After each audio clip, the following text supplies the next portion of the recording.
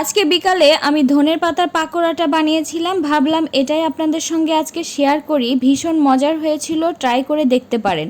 একদমই পারফেক্ট হয়েছিল। ক্যামেরার কারণে হয়তো একটু কালচে দেখাচ্ছে, তবে বিশ্বাস করেন একদমই পারফেক্ট হয়েছিল।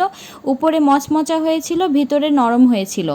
যাই হোক, আমি এক আটি ধনের পাতা নিয়েছি, আর আমি এই ধনের পাতাগুলোকে উপরের ডাঁটাটা ফেলে দিয়ে, শক্ত ডাঁটা ফেলে দিয়ে সম্পূর্ণ নরম ডাঁটাগুলো নিয়েছি। আর আমি কিন্তু একদমই কুচি কুচি করি নাই, দেখতেই পাচ্ছেন। যাই হোক, আমার পরিমাণ মতো বেসন, চালের গুঁড়া আর মরিচের গুঁড়া, হলুদ আর লবণ নিয়ে নিলাম।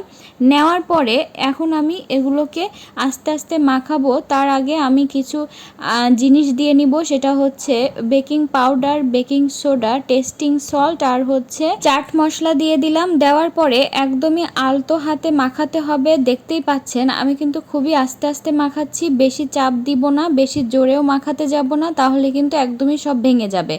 তো যাই হোক, যখন মাখাতে মাখাতে দেখবেন হাতের মধ্যে পাকোড়ার একটা শেপ করা যাচ্ছে, ঠিক সেই সময় বুঝতে হবে এটাকে একদম মাখানো হয়ে গিয়েছে। আটা আর বেসনটা আপনাদের পরিমাণ মতো লাগতে পারে, আপনারা আপনাদের পরিমাণ মতো দিয়ে দিবেন। হাতে যখনই বুঝতে পারবেন এটা শেপ আসছে, ঠিক সেই পর্যায়ে আর আটা বা বেসন দেওয়ার কোনো দরকার নেই।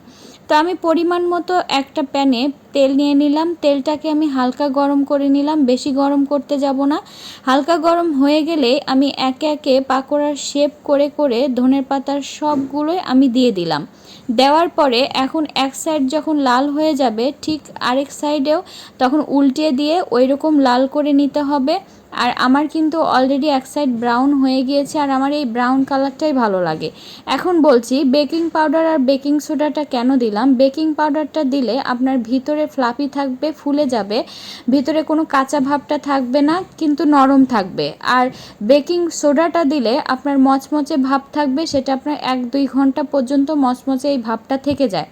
এই কারণেই বেকিং পাউডার আর সোডা দুইটা দেওয়ারই চেষ্টা করবেন, না থাকলে সেটা দেওয়ার দরকার নাই, এমনিতেই হবে।